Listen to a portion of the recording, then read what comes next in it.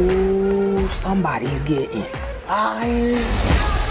Oh no, it's my sister. You're having a Christmas party tonight? Oh, it's not a Christmas party. It's a non-denominational holiday mixer. More inclusive. Well, whatever you call it, it's not happening. All right, it's canceled. Hey, idiot, I'm looking right at you. Okay, we're not doing it. We'll still do it. This branch is failing. I'm shutting you down. You gotta give us a little bit of time to turn this around. All right. If by some miracle you can close Walter Davis and his $14 million account, your jobs are safe. Done. You'll see, you're gonna look so stupid. Then we'll finally have something in common. God damn it, she's so mean! Guys, what if we show him the greatest time of his life at our Christmas party tonight? This is how we save everybody's job. It's not the worst idea. Walter, do you party? I used to. It's F-word Christmas, B-words. Let's get mother F-word drunk. Lawson.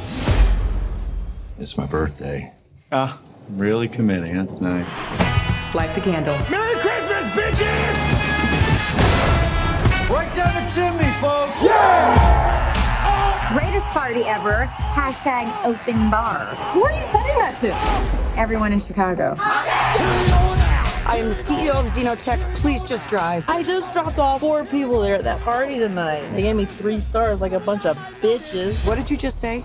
I said they were a bunch of bitches. Let's go! Tonight, the decisions you make will have consequences that will haunt you for the rest of your professional lives. Pull over or I will shoot your penis in the face. Just black out. I love America! Don't stop! Let's party. Don't stop! Don't stop! I love this company! What did you guys do to him? I feel alive! I think he meant to swing there. Yeah! I'm about to just black out. Where'd you get these? Be better if I didn't say. What's up, guys? Give it up for these guys. Hey, guys. What's that called?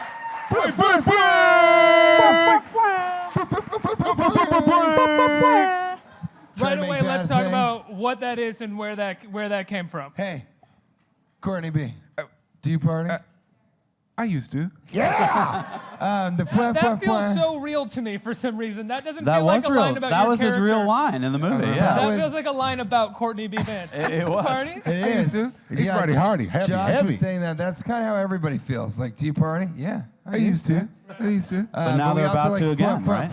The Fun is from Sam Richardson. Started doing it as DJ Calvis, who's the guy. He works in the office, but he also DJs. But he didn't want anybody to know that he was the DJ, so he came in disguise, but not a very good one. So everyone's like, "That's Joel." From accounting. And that was his own air horn because he didn't update his firmware, right? That's what he goes, so that's the air horn. It's so he had to like make the up his DJ. own, right? Wow.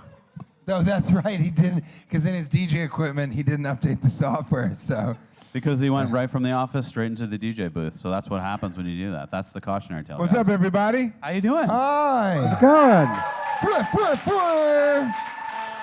AOL Build. We do it. You guys do it. Look at this. This is your second, third time here, right? Yeah, as Louis Anderson says, looks like you guys are still building the set. Like, you're not, that was such a funny thing. But they're cool here, man. They gave me my normal Christmas cocktail, which is vodka. What is that? Vodka and Starburst. Oh, perfect. A new trend. And now, how does that taste? Terrible. Terrible. Yes. Yeah, thank you for having us again. Office Christmas Party. The cast in this movie is unbelievable. From these two guys here to Bateman, Aniston, and Kate McKinnon. So many people Fortune in this film. Famester, Jillian Bell, Sam Richardson, Randall Park, Vanessa Literally, Bayer. every scene has a new face where I'm going, I love that person. I know that person. I love that person. Yeah. How did you go about assembling this cast? I mean, we basically just put up on our wall a list of people, photographs of like all of our favorite people, and we Then all of those guys passed. yeah, and so then we got all of our first choices. It was an amazing kind of rare thing, you know. that's true, actually. These Hey, were our Courtney, first choices. what about you? I mean, you're hilarious in the movie. thank you. And you're not necessarily known for doing comedy Being like that. crazy. I'm pulled tight, aren't I? I'm known to be pulled tight. But they came to me and said they really wanted me to do it, and I was excited, and I said, let's have some fun, push me around. And they really pushed me around. And, it's funny because I read it and we talked about it, but then when we actually got on the set and I realized, whoa, that's me. I'm actually having to do this. I'm actually having to do this. Okay, I said push me around. And it became a wonderful, fun kind of thing to do. So but it is, a lot of people don't know him for being funny. And the truth is, off camera, Courtney B. Vance, Courtney be funny. Courtney be wild. Crazy. Courtney be wild. Courtney be wild and crazy. Courtney Vance, Courtney be crazy. You're so crazy. But he really is like a very funny guy off camera. And these guys trusted me with a part where I actually have to act, which I'm not a very good actor. I'm a good comedian, but Amazing actor. I act just well enough to have hoodwinked Hollywood into having a career, which I'm very happy about. But it is a holiday movie. It is a Christmas movie. So it's R-rated comedy. As you can see, it's pretty madcap and pretty awesome. Don't bring your children. It's also, it's got that heart, that sentimentality. And, people, I like to think of it as, it's a Wonderful Life, but with more 3D printed genitalia. That's it. That's perfect. That could be on the poster. I like Your that. character is in many ways the heart of the film, though. Like you are. Well, thank you. You are the partier, and you are the one who's causing all the ruckus. But I'm at the same time, hosting the you party. are Yeah. you are the heart at the center of the film. Yeah, and that's a new experience for me too. But again, that's those guys trusting me. I didn't read the script before I signed on. It's good to know that now. We just had to act it out for That's him, true but because no, not at all. It's just I heard it was Speck and Gordon. We had worked together on a Motorola campaign. I don't know if you guys remember when I was a phone. We'll talk later. So I had met them. I knew that they weren't going to make me look bad. All they wanted was to make the funniest possible movie. I knew how they were collaborative and that they were both comedians in their own right, Very funny. Then I heard that it was Jason Bateman and Jennifer Aniston. I thought, well, those people are both, she's America's sweetheart and one of the great comic actresses, and he's one of the greats, as we all know. And so I said, that just seems to make sense. It was with DreamWorks, who I've had a previous relationship with and have things in development with. Same with those guys.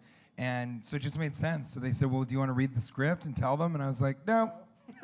I think this will be fine. I mean, Were you worried at all when you had to sort of get into the scenes where you were sort of doing a little bit only more where than I you're have used to to? act, You know what I mean? There's a scene where I'm in front of the mirror, and that can either be the most hack moment in the world, since there's been so many moments in movies where you look into the mirror and you talk to yourself and you're having a real heart-to-heart because it's only you and yourself and your reflection and millions of people being like, this is bullshit. So it can be that, or it can be what I tried to do, which is like, don't overdo it, don't make it saccharine, just make it clear that this guy is not doing all this because he wants to party, and he's doing it for more than just even saving people's jobs. It's because of the kind of guy he was, and he wants to be that kind of guy because that's who his father was. I think every character in the movie we wanted to feel like were real characters. They're not just there to party and have fun and be funny, but that you actually can see what their stakes are going into the party, what they want, who they are, what place they are in the office, just so that as an audience you can ID yourself in there, because everybody at one time has been an intern or an IT guy, and I think legal secretary, and everyone has stakes going into the night, which was important to us. And that's building out the characters' lives outside of the party in the workplace. So every now and then there's like a moment of hilarious exposition about who they are going into this party. Yeah, we wanted to make this big ensemble about a group of characters you cared about, so we kind of wrote detailed backstories for them, and the actors helped come up with them as well. And it comes across on the screen. They're like a real group of people that you care about. And I think that's why everyone really jumped at the opportunity to work with these guys, because we knew that they really cared about the characters, and I think that's what ultimately will come across, and that's why it's fun and it's funny and engaging, because every character is fleshed out. Every character is real. You really like the movie because you like to see all these people. This guy who's the disgruntled, Rob Corddry is the disgruntled. That's how many great people there are in the cast. We haven't even mentioned his name. He's this disgruntled customer service person who hates Kate McKinnon's character, is this HR person that micromanages everyone's physical interactions. And they hate each other at the beginning of the movie, but after the party, they're having a conversation and his pants are off. So it's also this great thing where you see all these characters that have different values or really, don't like each other. and then they go through this insane evening of partying and trying to save all their own jobs, and it's a real ride, but it's also a Christmas movie. It's like, how are these people going to come together and save the day? And it really works out. And I think now more than ever, I'm excited. We're all excited to be promoting a comedy, you know, because right now people very much need to laugh. It's easy to promote a comedy during the apocalypse, but I think that, especially an ensemble one, which is, you know, with Kate McKinnon and Vanessa Bayer and Randall Park, but all these people you go and you see and you know them from other parts, except for Fortune Feimster, the Uber driver, who she's amazing. We're also secret siblings. Nobody knows that, but we are brother and sister. And that's her. Sorry to interrupt. That's her. This is her first screen credit. Well, that was her first movie, and the thing that was funny is that we rewrote that scene, the Uber scene, that night. With Jillian Bell. With Jillian really Bell, who helped a lot write it. with And that night, we shot her in that scene, and we said, okay, this is your first movie. You're going to sit down. Here's Jennifer Aniston. You guys haven't met? Cool. Here we go. Roll the camera. And that's what she did. And she killed it. I mean, Jen was blown away by her. She's one of the funniest parts of it. It's great. These are all people that you trust and know. I used to do Chelsea with Fortune, so a lot of you guys will recognize her. But it's more that every single one of these people is the funniest in the game. I really believe that. Like, they cast just an all-star team of comedians. So it really is a laugh a minute. You know, well, minute and a half. Every laugh, a minute and a half. It's a laugh every minute and a 15 half. seconds. 2 minutes. 2 minutes. We need you guys to have Set the time. It expectations. gets exhausting, a laugh a minute. You need a second to sort of breathe. Otherwise, you didn't enjoy the movie. So it's a laugh every minute and a half. Courtney, I have to ask. Courtney be crazy. I can't imagine any other harder job as an actor than having to play drunk or wasted on screen. What is that like? Because for half of the movie, you're playing hilariously wasted. I'm crazy. What was that like? I like it.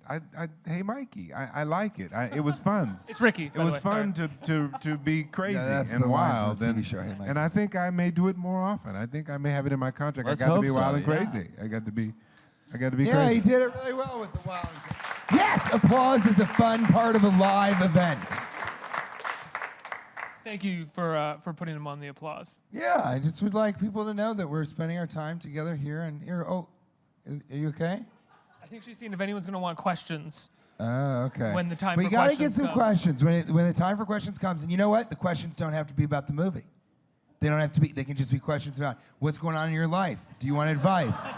Speck and Gordon can kind of direct you in a better. Keep it clean. You know, you're not happy about what you're studying in school. These two, they can help steer you in a different direction. They can direct you on the right path. I would honestly prefer you to do that. Please ask personal questions about your life for everybody up here to answer. And start with your address and your phone number, and then you can ask the question. Guys, I have to say, you briefly said that you rewrote a scene with Jillian Bell on the evening or the night before of shooting this scene. How often do you find that you're doing that in a comedy, that you're constantly sort of tweaking? I mean, that was a rare situation because the script was pretty tight when we went in, but you are always sitting. You know, comedy's hard, and you gotta, even with this incredible group of actors who are enormously additive, you don't want to show up to the set without, so we had an amazing on-set joke writer, and and we're all trying to throw in, and then what tends to happen is if you throw a joke out, like TJ will go like, it's kind of funny. What if you did this, and then it gets their, motor running. It just keeps things fluid. But they worked on every single night. They would go and work on what they were doing tomorrow. One word. No, 3 words. Wait, count again. 1, 2, 3. 3 words. Hold on, here we go. Wait for it. Post-it note. Post-it notes. We had this on-set writer that would hand us Post-it notes with new jokes on them, and then you'd bring the Post-it note to the actor, and you go, "What about this?" And then Robert the old man. We called him Turbo. Robert Turbowski. He'd just churn them out. Turbo would give us our Post-it notes of jokes, and we would run up to these poor actors and just say, "Here, try this. And his partner Borghese. But Turbo and Borghese. It's such a bizarre. Some of the Post-it notes out of context were just ridiculous. They hand you a Post-it note and say www.sharedbathroomsafterburrito.net, and you'd be like, "All right, man, I'll try that, but I don't know how it even makes sense right here."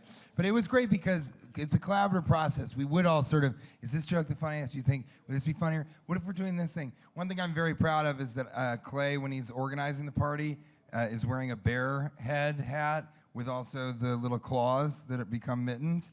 And these guys really fought for that. Will, I think especially, but they fought for it. And I thought it was so funny. And the producers said, we don't understand that. Why would he be wearing a bear head over his hat with the little claws while he's talking? And Will kept saying, it's like his mission control. It's like his admiral's hat or whatever. And I just was thinking, it's just ridiculous. I mean, of course he would put this thing on and do that. I would. There doesn't need. I remember that moment in Right? the movie, and I didn't look for a reason for him to be wearing it. It just looked just made funny. sense, right? Yeah, Just it was just like funny. a funny thing to be doing. Wouldn't that be crazy in a comedy to do something just because it it's was funny. funny?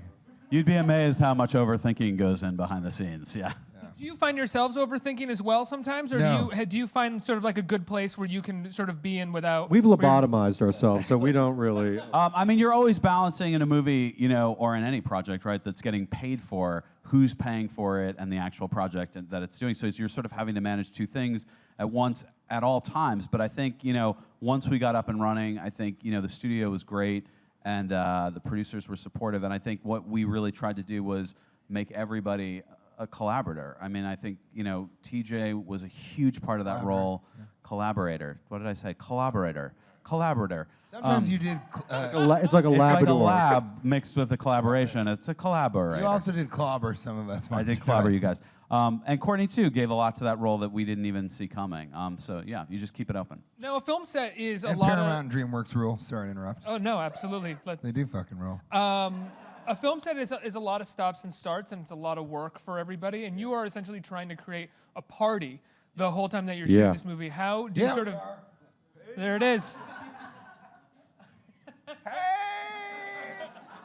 How do you maintain like a party-like atmosphere? Well, I gotta say, It's very hard to imagine look at these two and then ask again, how did we maintain a party atmosphere? This is, by the way, where it's like 11 o'clock in the morning. So it's like, this is like. Imagine 8 a.m. You just you invite these guys to your party and you just let it happen. I think, they made it an on-set. The environment was such that we could improvise. We felt comfortable asking for other takes. We felt comfortable with them giving us many alternates. I felt comfortable with Will Speck specifically being degrading and condescending when he talked to me about my lack of acting ability and the ugliness and odd shapenness of my body. Do you have an example of something that he said to you? He came up to me and he said, you know what, TJ?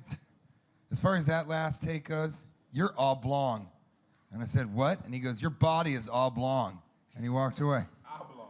Okay, got it. Can you believe that? All blonde. Okay, No. Oblong. Well, he's Oblong. that too.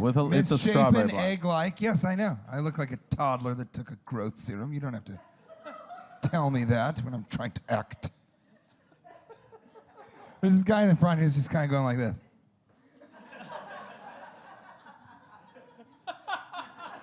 He's building it as he goes. It's an AOL build, right? We're building. exactly We're what he's building doing. this, guys. We're building it. No, but it was 2.5 months of basically continuous partying from 8 in the morning till 9 at night, and we had these like 400 extras that we cast and we kept with us, and so it was like it's sort of everybody propping each other up and like let's keep going, let's keep the energy up because it's hard work doing that for that long. There's one extra in the movie whose name I'm not gonna remember, but he's from Eastbound and Down, and he is so funny. Do you know who I'm talking about? Eric. Yeah, Eric Shabara. He's an amazing actor. Yeah. Yeah. Which one was he?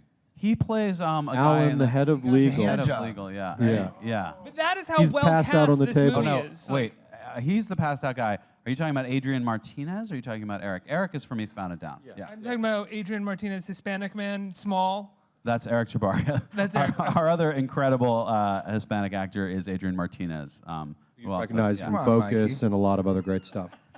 I just think that this movie's so incredibly well cast to the point where even someone who I don't think he has a line in the movie is someone whose face that I'm like, I love that guy whenever he appears. And they're somewhere. very, very funny in it. I mean, that's how solid the whole thing is. The real unsung heroes of this were the extras, the background artists. Unbelievable. Incredible. Because they, for 3 months, So in a lot of had to be movies, you guys, partying. you see people in the background. If you see a scene in a subway or a train station, see, this is what set was like. I feel like I'm back on set. And then the question is, how do you maintain the party energy? So here we are. We're trying to work, and they're partying. No, No, but that's what the background extras were doing mid-out sound with no sound. That's true. Yeah. Because But actually, the incredible thing about the background too was, when you put like 400 people in a room for 12 hours a day for 2.5 months and tell them to party, the lines start to get blurred. So people started hooking up, like sometimes on camera, and we actually had to have an HR person come in and HR, human resource, the entire pool of extras to go, this is a work environment, this is what's appropriate, and this is what's not. But so there can't be music because they have to get the dialogue clean. So for 3 months, people were behind us dancing in silence.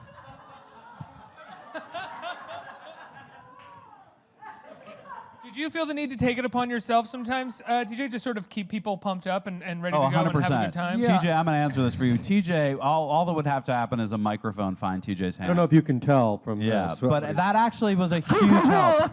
It was a huge help, actually, to have that, because especially when we did Let Me Clear My Throat, TJ's character at one point gets up, as the CEO of the company and or the almost CEO of the company, and kind of gets everybody riled up by singing Let Me Clear My Throat. And he had a live mic, and we did do that live with live music, and he got everybody so riled up in a way that we could have never. It was so weird because the live music was pumped into my ear through an earwig, so no one else could hear it. So it's just me singing along to it.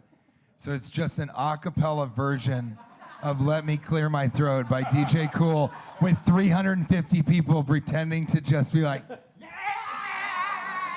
Is there any way that can make it onto the DVD extra? There's so much on You mean those just DVDs. without the guide track? That would be Yeah, without the amazing. guide track. There are so many things on the DVD extras that are going to happen. Yeah. and there's pretty fun bloopers at the end of the film. So stick around for the credits, because those blooper reels are really fun when they're not super self-indulgent, and these are not. They're just either They're us. short. Oh, well, I have to ask, when you have all of these people in this movie who are incredibly funny in their own right and probably just amazing to watch work and listen to, how hard is it for you as directors to sort of get through the day and follow through on everything that you sort of have to do when you kind of just want to watch people improvise and play and come up with their own hilarious before you answer things? that, the only thing that I can say that the main issue with the 350 extras was after you yelled cut, and everybody from being silent the whole time wanted to talk, and you had to tell It's everybody. very hard. I think most. Courtney B breaking it down. I think most of our day was saying shh quietly, which I don't mean not the extras, but the primaries that you have. No, in the I film, understand. yeah. I was just I building. mean, that's like an uptown problem. You know what I mean? Is when you've got this many great, funny people in the movie, and you just want to pull up some popcorn and watch it, but then you got to remind yourself, oh wait, I got to make the movie. So it was difficult. I think because we knew that we had a lot to accomplish. It was an ambitious schedule, and the fear of being shut down is the thing that keeps you going. How real is the fear of being shut down? It's real. Yeah, like, you there's can't fall behind on a movie. It's like running a military base. You gotta hit the right targets, and you gotta make your days. So even though the last scene was brilliant and funny, and you're all happy, you're like, okay, let's go. We got to make the next one. Come on. Yeah, There's a lot to do. Yeah, you got to keep going. The fear of getting shut down keeps you going. I think that's good advice for America right now. Also. I don't think that's funny. I think that's real. Oh, that's real. Let's open it up to the audience for some questions. Who has a question out there? Oh, right here. Hi, I'm Jonah. One thing is. What up, Jonah? Hi. One thing is, TJ, actually, I met you very briefly at the stage door of your town hall show. Oh, it's good to see you again, man. Yeah. It's on now. Here we go. It's on now. Come on up here. Sit down. It's been a while. So what's up? How's the family been? Yeah, sure. Come on up here. Yeah. How's the family Come been, on up buddy? here. You good? Oh, yeah, I'm good. Okay. How's your mother? Good. Good. Yeah. You can tell her I called, even though I didn't? Oh, yeah. You'll tell her I called, even though I didn't. Sure. Don't lie to your mother. All right, here, go back and let me hear your question. Come on. Hey, listen. Hey, we gotta see each other more often than this, buddy. I'm serious. Because it's good to see you. I remember town was hall. the question? The door. Yeah, so my, No, he just wanted to catch up. All right, next He had a question. Let the boy Next ask question. a We'll take question. the next question. Ask your question, ma'am. Oh, so what I was wondering was, what exactly would you say is your favorite, with so many characters, like what exactly is your favorite character trait of your characters specifically? Like, which is my favorite character of these? No, your favorite character trait, like, Favorite character trait, yeah. In this film? Yes. Yeah, I think that for the first time, audiences are going to kind of see me play this guy who's entirely just a sweetheart. He wants the best for everyone around him. He's positive. He wants to bring people together at work. He's not divisive. He doesn't think that anybody will not contribute to this party. And so it's really fun. And it's fun right now, especially to have a character that is that positive and is that altruistic and wants the best for everybody, wants to include everybody. So that really, really ruled. And then, I do like being challenged. And they challenged me a little bit to kind of actually act and do some of the acting work, and so I enjoyed, doing that. And I'm not sure if you and the rest of America will, but you and I are friends. You're gonna go with your mother. We've already talked about it. Thank you. Thank you. Thank you, John. To compliment you for a minute, you do a wonderful job acting in the film. I mean, whether you realize it or not, I think you're just a charismatic person, and you sort of are very able to capture whatever emotion. Tell him about himself. Please stop embarrassing me Tell and him yourself. about himself. Because you're charismatic. telling all these people how Tell low your him. standards are. Just take it. Take it, TJ. Take it and smile. Say thank you. To that, I never Say thank you. imagined. TJ, say thank right you. about the low thank you, but standards. There we thank go. you, but I never Say thank you. imagined I would Next hear question. Courtney B. Vance say, "Just take it, TJ. Just take it." Next question. Let's get someone. Hey guys, I actually Hi. got to see the film last week in an event Yeah, screening, and and? it was really funny. Oh, Hey. good. I enjoyed Hey. myself. You liked it. Tell the people in the row next to you. It's really good. So I was wondering, do you guys have any tips for throwing like the ultimate office party? Ice luge. I think Watch this movie, and it will put you in the right mood. Is the first one. And I think also you'll get ideas from the movie. I say you That was our gotta whole rent a point. reindeer, stay on the reindeer, come into the party Do on the not reindeer. drop a copier out of the window. You don't throw that out the window. I think it's about getting a group of people you want to be with together, and I think it's about good music and these guys. Good lighting, open bar, cocaine snow machine. Drinking The eggnog, usual. too much eggnog. You know what I mean? And your eggnog to rum percentage should be 20-80, 20% to 80%. 20 to Next 1. Put enough nutmeg in there to hallucinate. That's what the sailors used to do. Go ahead. Is that true? Yeah. Next question. Hey, guys. Hey. Hey. You're so cool. I know. Thank you. I also saw the advanced screening of the film a couple of days ago. It's really hilarious and Thank you. surprisingly emotional in some parts. Like I wasn't expecting that for like comedy. Got it. That's what we wanted. I was really curious about what did you guys have for breakfast this morning, and also, Yes. what was for the directors? What was your favorite scene to direct, and for the actors, what was your favorite part about your character? Yeah. Well, we'll do it really quickly. Breakfast, go. I had a yogurt parfait because I had a lot of press to do today. I tried not to eat much of the granola, and I stayed away from the blackberries because they're acidic. And my favorite scene was the two of us doing the slip and slide. When Okay, we went good, down, go. slipping and sliding together. We're best friends. Eggs, turkey sausage, and that's it. That's all. And Good best choice. scene was slip and slide. Wow. Breakfast was a cup of coffee with almond milk, no breakfast, and some scotch. And favorite scene. Nitrous oxide.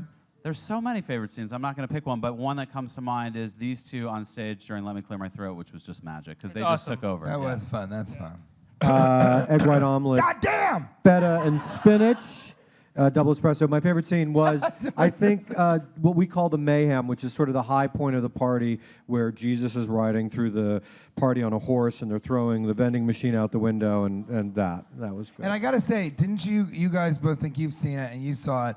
It looks completely different. He used different. They decided on different lenses to shoot this in a different way. It looks like a real movie, like a classic movie. It doesn't look like a glossy, overlit studio comedy. What were the? They're called anamorphic lenses, and they're from the 70s, and they're like a lot of movies that we loved, like Blues Brothers and Trading Places. They shot on those lenses, and so we wanted to have that. Places is so good. It's Watch it. anamorphic. Yeah, is it's wide, super 16 by wide. 9, We right? wanted Yeah. a lot of scope to this movie, so yeah. I think we have time for one more question right here. Hi, how are you? Hi. Thank you for coming. for Okay, having so I have to ask Courtney about his Emmy, and Yep. then that's my first. And how was it transitioning from Johnny Cochran to a fun Christmas The office transition party? from Johnny to Walter. Emmy, thank you so much. It was thank you very much. It was, very, very wonderful. It was you never think that when you're doing something that it'll turn out to be Emmy. Just like when you're making a film, you hoping that it'll be received well, and that if it's received well, that's the most that I was thinking about. Same with this film. We just hope that a lot of people will go and see our movie, and that's all we really, really want, is that people will see it. Everything else is extra. And the transition, Johnny was, I was very intimidated by Johnny, and so I really didn't watch any footage, and I just hope that you all would hope that I did a good job. Yeah, you did all right. I did all right. That's all right. And the transition to this one, the same way I did with Johnny, I just wanted to jump in. I wanted to, what do you need me to do? And so the transition, that one scene when I came out of the bathroom, and I guess I had just been coked up, I said, let me know, get my lines down so I could be as crazy as I could be. And that's what I did. I just jumped in. Courtney, what was it like, just touching on the Johnny character one more time, what was it like getting the chance to rewrite the sort of perspective of someone who was at one point a polarizing figure, but you sort of get to sort of bridge that polarization? Well, you know, we again, as actors, we just want to make them live. And again, because he had a larger than life, he was a larger than life kind of person, I just wanted to get in there. And if I got in there and got people into the story, I felt that people would forgive the nuance that I may or may not have missed. And seems like I got quite a bit of nuance. Yeah, he brought the same amount of commitment to this comedic role that he does to all of his dramatic roles, and that's why it's so impressive. Is you just see him go. That's very He's true. this straight-laced guy, then he gets to the party, and you just won't even believe that it's Courtney B. Vance. Courtney B. somebody completely different. Crazy. Guys, Office Christmas Party opens December 9th. December right? 9th. December 9th. It's so funny. It's really fantastic. Oh, Hosting the Critics' Tell Choice your Awards people. on Sunday on A&E. Check that out. say it again. Sorry. The Critics' Text Choice it. Awards I'm hosting on Sunday, A&E. And so just make this a weekend of laughter. Let us help you December laugh 9th, your way guys. through December all the 9th. And holidays. you know I'm gonna be at the Critics Awards. Yeah? You know I'm nominated. Let's do it. Yeah, I'm gonna Back see you to there. December 9th. I'm gonna see you there. Do you party? Sometimes. Thanks so much, guys. Thanks a lot. Thank you. Wah, wah, wah.